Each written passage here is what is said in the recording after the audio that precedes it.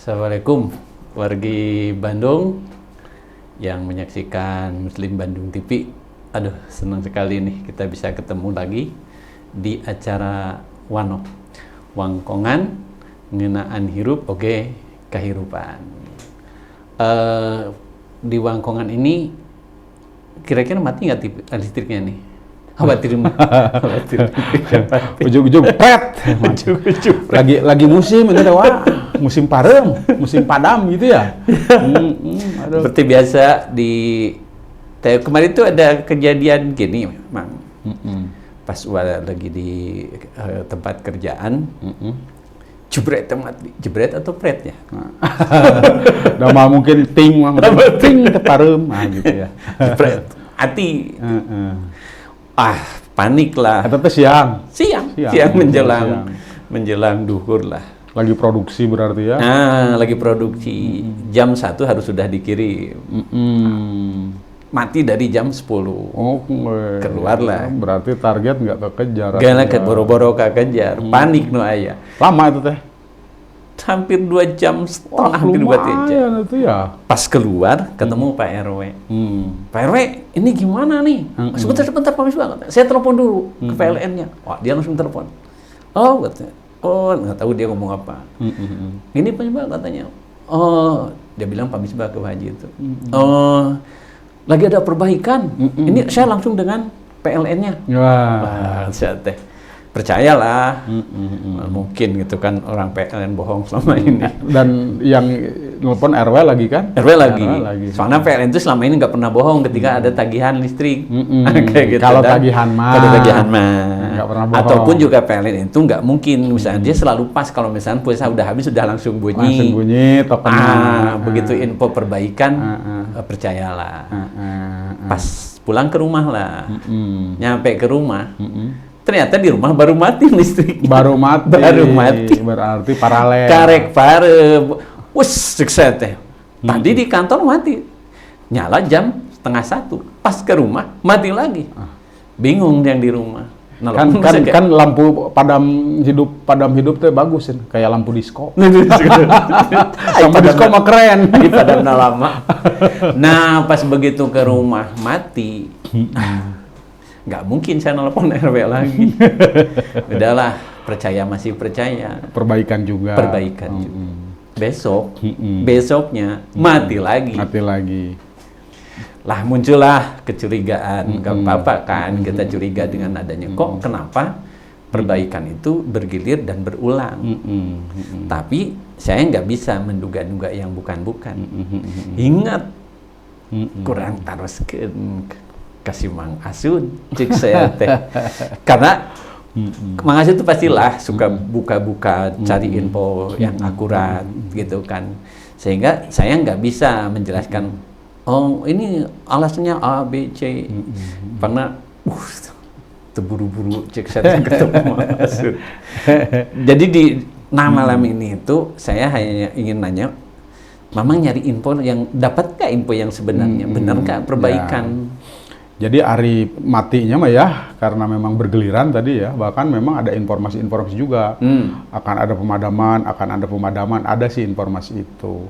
Karena ini kan bersifat publik ya, akhirnya ya terlepas dari benar dan tidak sebetulnya ya mereka itu juga menyampaikan alasannya.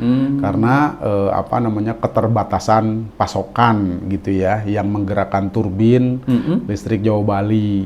Nah, penggerakan turbin ini konon katanya menggunakan batu bara. Pasokan batu baranya kurang gitu. Lain ku kincir deui PLTA. Banyak sih sebetulnya macam-macam ya, ada PLTA, PLTU, apa segala macam gitu ya. Cuma yang paling besar itu memang pakai batu bara gitu. Dan Indonesia itu kan penghasil batu bara terbesar. Nah, justru ini yang menjadi tanda tanya kan sebetulnya. Kok bisa gitu pasokan batu baranya itu kok kurang kan begitu ya, seperti itu. Nah, itu kan menjadi tanda tanya besar. Padahal kita ini pemasok batu bara terbesar di dunia itu.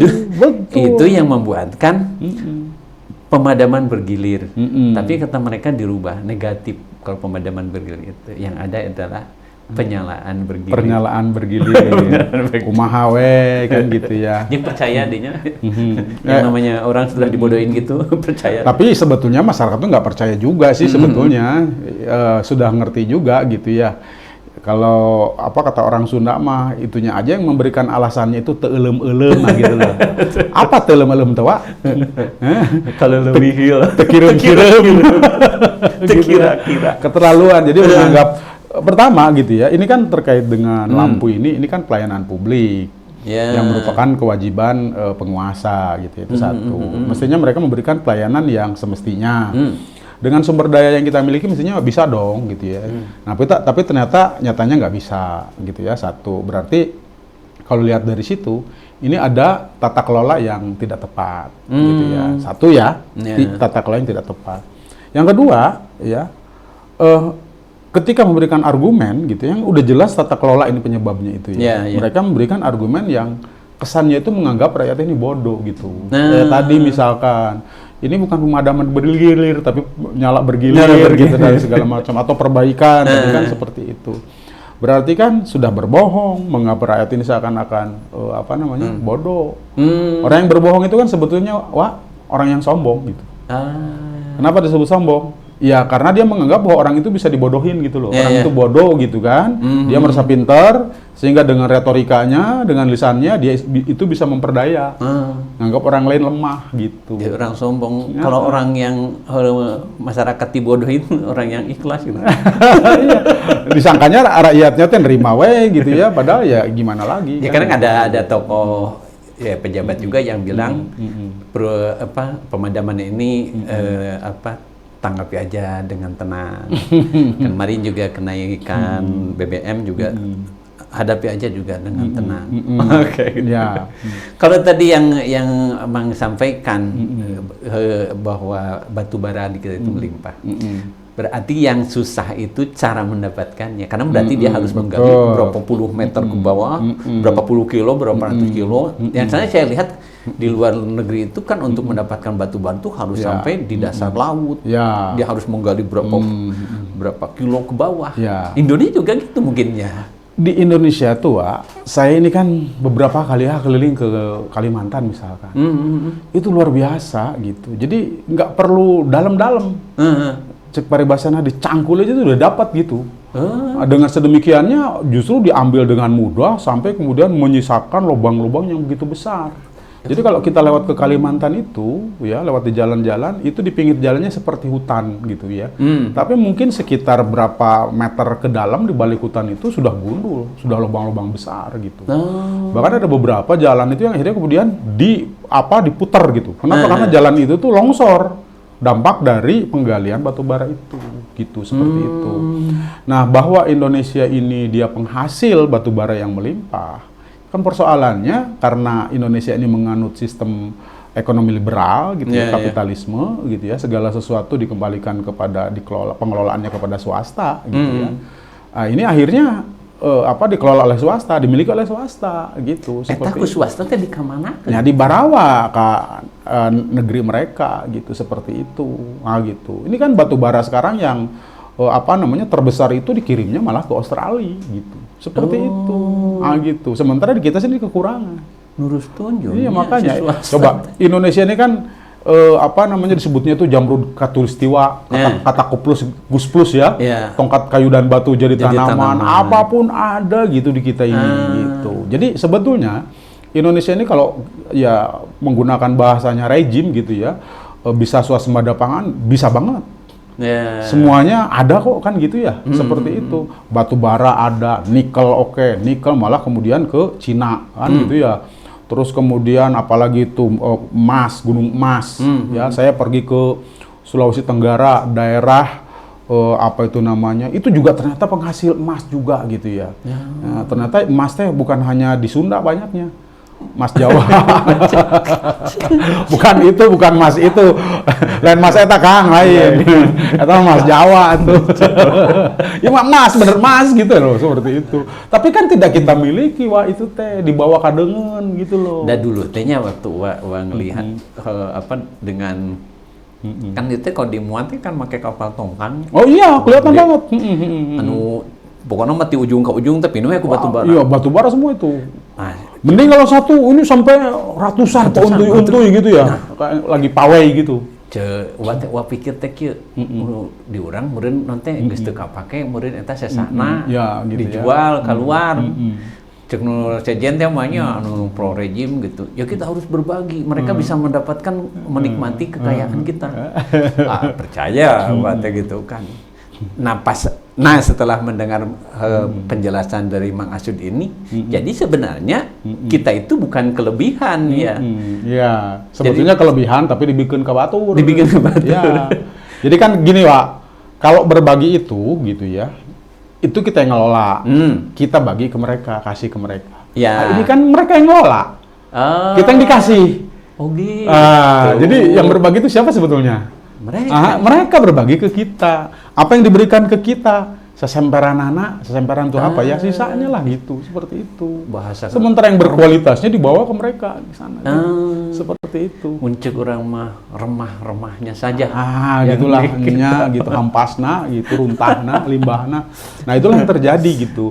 Maka ini kan lamun cek bahasa barudak aya nama ironi ya gitu ya, ironi negara kaya gitu ya tentang sumber daya alam, tetapi kemudian mereka kekurangan gitu. Tadi emang misalkan cek mang teh ini persoalannya dibawa oleh mereka. Baru ku teh kepikiran sebetulnya kekurangan batu bara atau misalkan pasokan terhadap PLN itu kemudian penanganan itu bukan masalah teknis kalau gitu. Iya, bukan. Cik jabarkeun kumaha tah. Ya, sampaikan eta si swasta eta begitu gampang mereka mengambil kekayaan itu. Nah, kalau teknis makan cara ngagali manggihan menemukannya di mana itu ada sumbernya gitu ya. Iya, susah segala macam dilacak itu teknis. Kalau ini kan sebetulnya sudah ketahuan di mana tempatnya dengan teknologi yang serba ada gitu ya, sangat mudah gitu. Nah, maka ini bukan masalah teknis.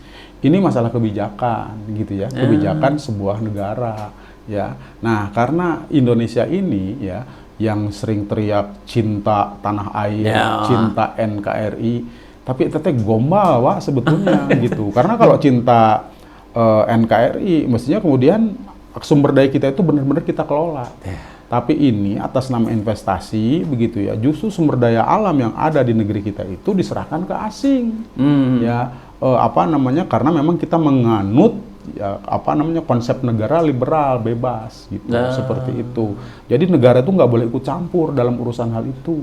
Gitu. Padahal kan undang-undang kita memesankan tanah, air, bumi itu adalah milik rakyat, dikelola oleh negara. Kekayaan yang mengandung hajat hidup orang banyak, milik negara, dikelola oleh negara, digunakan untuk kesejahteraan rakyat. Dapat, ada baheula mah diapalkeun teh nyaman UASD mah teh wajib. Baheula mah penataran P4 ning, begitu ya, seperti itu. Poinnya teh ya 3.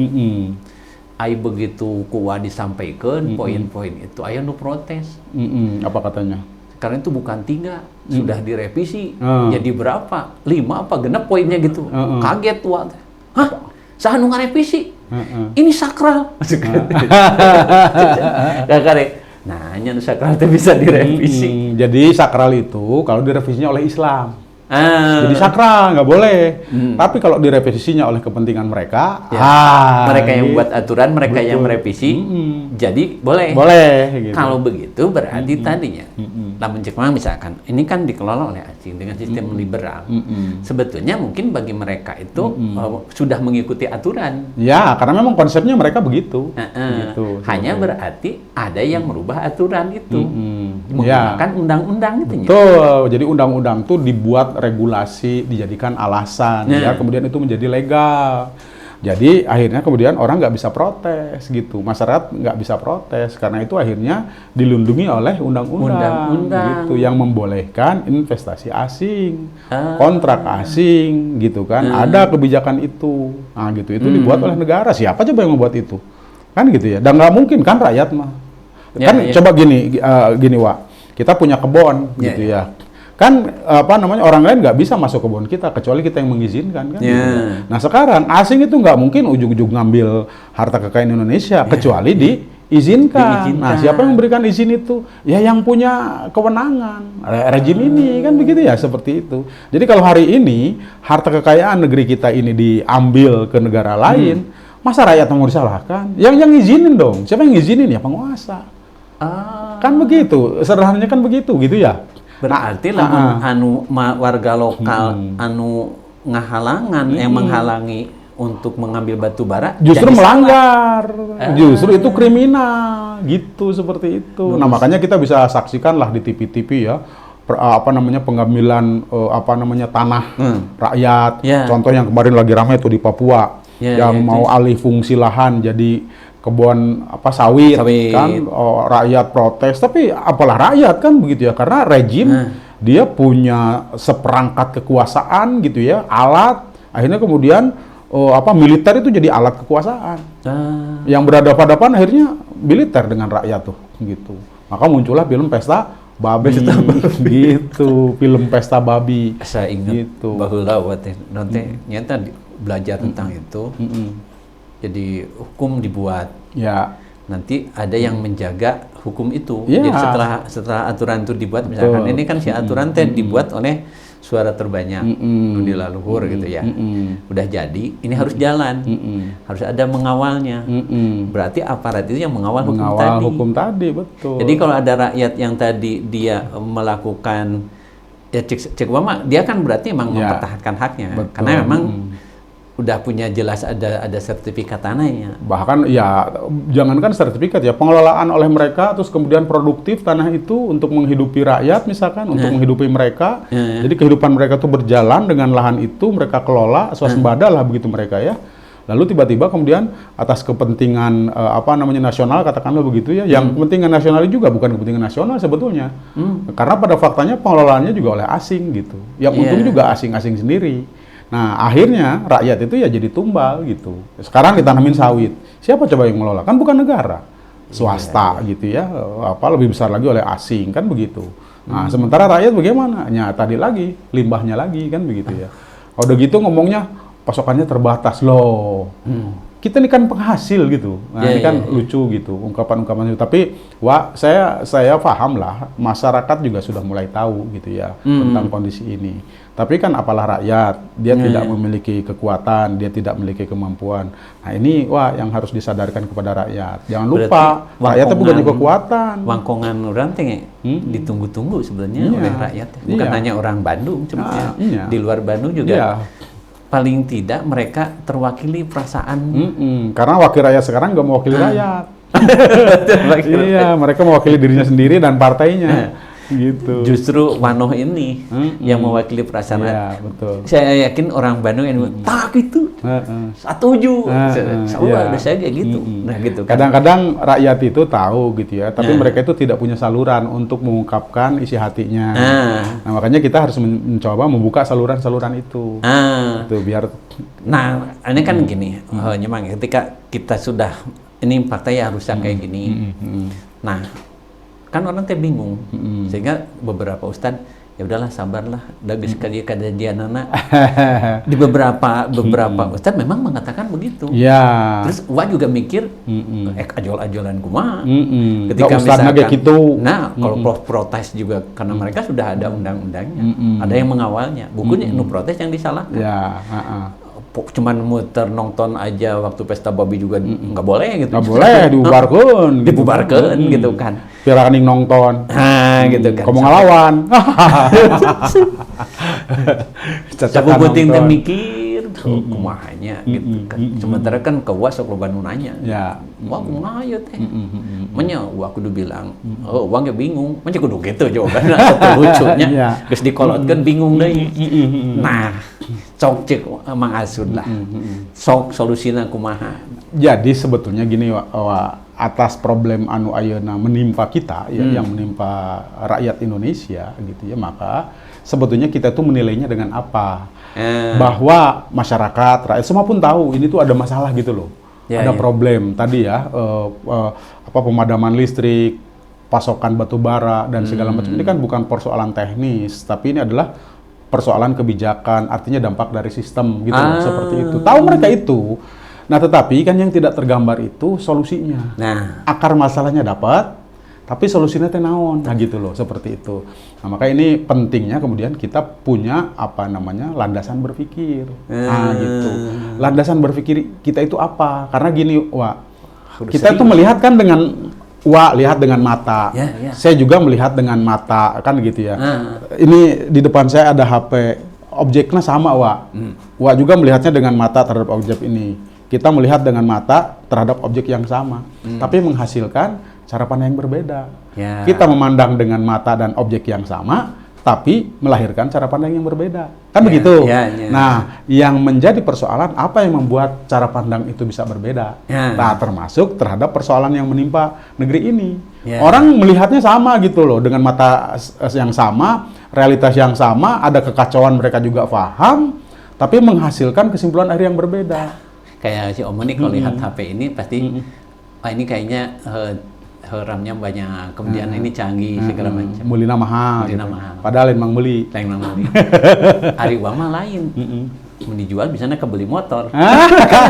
Sama objeknya. Sama objeknya. Orang bisa berpikir berbeda-beda. Nah, gitu. Coba karena yang menjadi persoalan adalah standar berpikir kita apa. Nah, karena kita seorang Muslim ya Baraya, maka kemudian mutlak kita harus menjadikan Islam sebagai standar berpikir kita. Nah, apa rujukannya? Al-Quran, As-Sunnah gitu. Maka ketika kita melihat problem sekarang, tidak harus menggunakan sudut pandang Islam. Gitu. Contoh, ini kan orang Islam kan. Ada kita mah Muslim kan, gitu ya. Contoh, bagi seorang Muslim nih, di depan kita ada sepotong daging babi. Kita melihat dengan mata masing-masing, objeknya sama, pasti akan melahirkan cara pandang yang sama. Kenapa? Karena standar kita adalah Islam. Standar kita Quran. Kata Islam, kata Quran itu tuh haram. Maka akan melahirkan cara pandang yang sama. Gitu. Boleh kita berbeda cara pandang khusus pada hal yang mubah. Jengkol aja, objeknya sarua jengkol. Kita sama-sama melihatnya. Boleh dong, saya dengan berbeda pandangan terhadap jengkol. Saya mah resep, mah nggak suka. Silahkan, karena itu perkara mubah. Gitu. Tapi tata kelola negeri ini, gitu ya, ini tuh perkara yang diatur di dalam Islam. Bahkan disebutkan, ada hadis Nabi yang menyebutkan, al-muslimu, Muslim itu suraka'u, mereka berserikat bersama salasim pada 3 perkara. Mereka berserikat gitu ya. Nggak boleh dimiliki oleh individu, oleh kelompok tertentu. Berarti ini bareng-bareng gitu. Apa saja? Alma, air gitu ya. Terus kemudian alkala, padang gembalaan. Terus kemudian wanar, api. Nah, apa maksudnya? Alkala itu ya sumber air lah. Yang ini berkaitan dengan hajat hidup orang banyak. Alkala, padang gembalaan, berarti pokoknya semua ini terkait dengan hajat hidup orang banyak. Anar ini mungkin termasuk dengan barang tambang tadi itu. Harusnya dimiliki oleh bersama kaum muslimin. Jadi batu baratnya masuk anar tadi. Yang itu kepemilikannya harusnya milik bersama umat Islam. Bahkan negara juga nggak boleh memilikinya. Jadi negara itu dia hanya berfungsi mengelola. Haram dikelola, dibikin ke asing, harusnya dia kelola juga, dia mengelolanya itu bukan untuk dimiliki oleh negara. Gitu. Tetap ini adalah milik rakyat. Haram. Haram di atas haram. Gitu. Nah, ini kan ketika kita menggunakan tadi sudut pandang Islam, rujukannya Al-Quran dan As-Sunnah. Rasul jelas kok mengatakan begitu. Dan mencontohkan. Nah, ditambah lagi di dalam Islam itu terkait dengan kepemilikan itu kan dibagi. Ada kepemilikan individu, ada kepemilikan jamaah kaum muslimin, ada kepemilikan negara. 3 nih. Dan ini telah diatur di dalam aturan Islam. Kepemilikan ini adalah izin syara. Izin Allah berarti kepada pihak-pihak ini untuk memilikinya. Kepemilikan individu misalkan izin syara kepada individu untuk mengelola dan mendistribusikan, mentasarufkan harta tersebut gitu. Nah, maka apa saja yang diizinkan oleh syara yang boleh dimiliki oleh individu, maka kembalikan kepada Al-Quran dan As-Sunnah. Gitu. Kan sekarang mah enggak. Iya. Jadi seakan-akan manusia itu merasa dia punya kewenangan sendiri. Ciga isuk mau apa padahal besok mati loh gitu ya. Barang siapa itu? Kalau santri mangding baheula ya, kita mengambil barang yang bukan milik kita tuh sebutnya teh gosobnya. Gitu. Nah, sekarang teh rejim itu gosob itu. Harusnya milik rakyat, dikelola oleh negara, dikembalikan kepada rakyat untuk kesejahteraan rakyat. Tapi sekarang tidak. Dikelola oleh negara, bahkan tidak oleh negara, diambil oleh negara, diserahkan ke asing. Gitu. Itu yang terjadi hari ini. Tamang lah misalkan orang usulkan lah misalkan ke presiden tata kelola tadi. Sok bagi mana nu umum, mana milik individu, mana milik negara. Namun ku penguasa bisa model gitu. Kan rejim sekarang itu dia menggunakan konsep, jadi konsep negara yang khas sekarang. Sekarang kan presidensial nih. Dengan konsep power of sharing. Trias politika dibagi 3 tuh, ada eksekutif, yudikatif, legislatif ya. Nah, presiden itu dia eksekutif, eksekutor. Dia ketika mau mengeksekusi sesuatu, dia butuh payung hukum agar legal apa yang dia lakukan. Maka dibuatlah undang-undang oleh legislatif yang kemudian mereka cenah wakil rakyat. Membuatlah undang-undang dan ternyata eksekutif ini dia kan butuh nih kadang-kadang gitu ya, harus butuh segera payung hukum. Mintalah kemudian ke legislatif untuk membuat hukum, cek legislatif wani piro. Semakin besar anggaran untuk pembuatan undang-undang ini semakin cepat keluarnya. Maka dulu ya saya ingat sekali tuh Pak Mahfud MD bilang ketika beliau pernah menjabat sebagai ketua MK, betapa banyak produk undang-undang itu yang gugur di MK. Ini menunjukkan bahwa lemahnya proses legislasi gitu, pembuatan undang-undang karena bersifat transaksional. Tadi wani piro. Gitu. Jadi lamun gede anggarannya, gitu ya, maka cepat hasilnya itu. Gitu. Seringkali gugur di di MK karena cacat hukum. Karena ternyata si penguasa ini ya sekarang bisa eksis itu gitu ya, bahwa kan biaya kampanye dia mahal. Dari mana coba mereka dapat biaya kampanye? Ya harus ada donatur dong. Donaturnya siapa? Ini kan bukan ecek-ecek, biayanya juga besar. Maka yang donaturnya juga harus pengusaha-pengusaha yang besar. Nah, pengusaha besar ini kan ngeluarkan duitnya bagaimana? Ya, uang pengusaha itu kan prinsipnya untung rugi dong. Bolehlah aku ngeluarin dana, tapi kudu piuntungan. Namanya rugi. Makanya kemudian dia hitung-hitungan. Kalau saya ngasih modal ke dia nih untuk kampanye biar naik, kira-kira kalau dia naik nanti menguntungkan usaha aku nggak? Kan gitu ya. Terjadilah juga transaksional. Makanya disebutlah negara negara korporasi, korporatokrasi, gitu ya, negara yang dikendalikan oleh korporasi, oleh korporat gitu. Jadi dia bisa eksis itu karena ada dukungan dari korporasi nih, ya gitu. Nah, korporasi ini akan mendukung kalau dia punya kepastian bahwa nanti usahaku atau investasiku tuh aman kalau dia naik. Gitu seperti itu. Nah, oleh karena itulah makanya kenapa akhirnya si rejim ini ketika membuat kebijakan udah punya hutang budi teh Kak. Korporat asing itu yang mendanai manehna. Makanya dalam Islam itu kalau kita punya jabatan, teu meunang nerima hadiah. Nggak boleh kita menerima hadiah kalau punya jabatan karena itu akan mempengaruhi kebijakan. Bukti sekarang kan rejim ini kan cadel. Ya, haram jadi harum katanya. Termasuk para ajengan para kiainya. Ya, tadi yang bilang. Ini kan masalah rezeki gitu ya, kita mah cukup dengan sabar saja. Ya, ini kan pembahasan bukan pembahasan akidah, ini kan pembahasan kebijakan yang zalim. Rezeki mah itu masalah akidah, kita sudah selesai, nggak perlu lagi kita bahas, ya kan? Rezeki mah selesai. Allah sudah memberikan rezeki kepada kita, kita iman. Nah, perkara kemudian kebijakan kenaikan BBM gitu ya, segala naik dan ini itu segala. Ini kita tidak sedang membahas keimanan nih.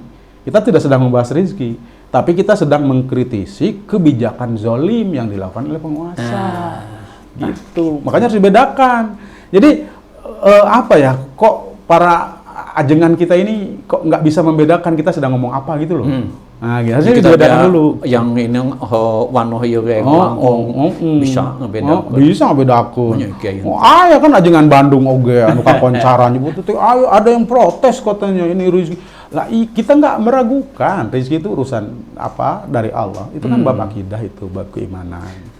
Yang kita bahas ini adalah kebijakan zolim yang dilakukan oleh rejim yang harus kita protes. Nah, kita merotes kebijakan rejim itu bukan memprotes rizki. Ya. Kebijakan. Gitu, kebijakan.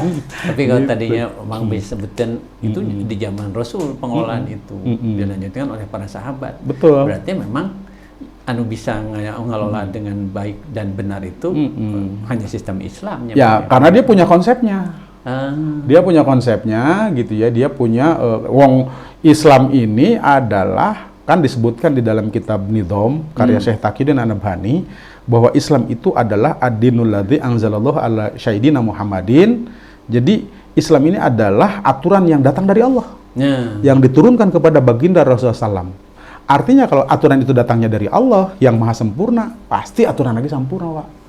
Yang diturunkan kepada Rasulullah SAW. Untuk apa? Litanzimi ala qatil insan, untuk mengatur hubungan manusia bikholikihi, dengan Tuhan yang disebutnya naon? Hablum minallah. Terkait ibadah, akidah. Tapi bukan hanya itu. Litanzimi ala qatil insan, untuk mengatur hubungan manusia binafsihi, dengan dirinya.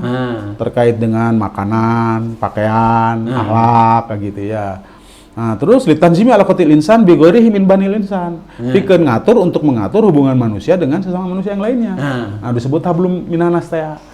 Muamalah, hukum, kan begitu ya? Iya. Nah, prakteknya kumaha? Prakteknya itu kayak begini, misal salat. Salat itu kan hablum minallah. Syaratnya apa? Menutup aurat. Begitu menutup aurat kita pakai baju dong. Ketika pakai baju hablum minafsi. Ya kan? Di mana bajuna? Dari mana? Minjem, sewa, beli, hablum minanas. Tuh, semuanya kepake. Nah, sederhana sebetulnya. Nah, cuma persoalannya ayeuna teh Islam tuh yang dipakai hanya satu, hablum minallah saja. Jadi sarolehna teh pas di masjid gitu, Wak. Keluar di masjid. Iya, keluar di masjid mah gitu deh we, berongong teu pararuguh gitu kan. Seperti itu. Jadi ketika di masjid salawatan, zikir, balilihan, cerik sampai banjir air mata begitu. Begitu keluar kapitalisme lagi, lupa bahwa ada Allah yang memperhatikan, yang menghisab amalnya. Kemudian pamimpin lebih berat kan, ada juga hadisnya tuh, kulukum ro'in wa kulukum mas'ulun an ro'iyati. Setiap kamu itu adalah pemimpin dan kamu itu kelak akan dimintai pertanggungjawaban atas apa yang kamu pimpin tadi. Pakai apa? Pakai Islam atau pakai hawa nafsu? Kan hanya dua, Pak. Kan ketika Rasul ya, yang kan tadi aturan yang dari Allah kepada Rasul. Nah, Rasul itu siapa? Rasul itu adalah utusan Allah yang memberikan, menjelaskan aturan kepada kita. Disampaikan oleh Rasul. Lalu disebutkan dalam ayat wa may yantiqu anil hawa in huwa illa wahyu yuha. Jadi apa yang disampaikan Rasul itu semuanya wahyu, bukan hawa nafsu. Artinya apa? Apa yang kita lakukan termasuk kebijakan itu hanya dua. Berdasarkan wahyu atau hawa nafsu. Kalau bukan wahyu pasti hawa nafsu. Kalau bukan hawa nafsu pasti wahyu. Nah, ayeuna tinggal lihat saja rejim ini pakai wahyu bukan. Kalau bukan pasti itu hawa nafsu. Iya, bertobatlah wahai saudara. Ya. Besok mati loh. Gio, maksud dari pemaparan maksud di awal ke akhir itu nah wae nama jadi celing. Sok mah orang dek ngobrol ya ke wargi Bandung. Wargi Bandung ya, Muslim Bandung. Tak obrolan wae jeung Mang Asud tuh. Aino orang mulai sadar. Jadi sekaya apapun negeri yang kita cintai gitu, yang kita hidup di dalamnya, tetapi ketika dengan pengelolaan yang salah dan kesalahan itu adalah berbuat sistemik, maka sampai kapanpun rakyat akan jadi tumbal. Kemudian juga jangan pernah ragu kalau toh itu sebuah kebijakan itu dolim, lakukanlah amal ma'ruf nahi munkar. Kieu ge mang urang teh amal ma'ruf nahi munkar. Dan agar warga Bandung itu sadar ternyata harus ada solusi yang terbaik, tata kelola hidup yang baik. Apa itu? Masa orang Muslim memilih yang lain? Pasti sistem Islam. Itu emangnya. Halus tuh. Iya. Tah kesimpulan ngobrol di teh gitu. Jadi seorang Muslim harusnya menggunakan Islam. Justru aneh mengaku Muslim tapi tidak menggunakan Islam. Nah gitu, maka kembalilah kepada Islam. Kenapa? Karena mati nanti juga akan pakai Islam. Kalau tidak pakai Islam selama hidup, jangan harap nanti mati pakai Islam. Kita lempar aja ke sungai, biar dimakan buaya. Buaya ge muara sepeun. Buaya ge nggak akan suka sama orang yang tidak pakai syariat mah. Ya mah beracun katanya gitu, ya. Jadi binatang juga nggak mau gitu ya. Langit nggak mau nerima, bumi nggak mau nerima. Nah makanya ingat, mati hanya sekali. Ketika di dunia, maka matilah yang berkualitas.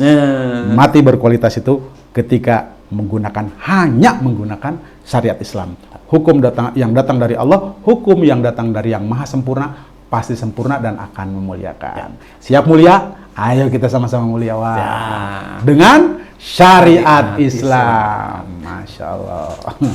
Ira-ira orang ngobrol deh lah. Ayo siap. Pokoknya mah Islam selalu punya solusi. Ya ini mah celing lah. Watanya mulai bener. Kemarin mah guling gasan kumahanya.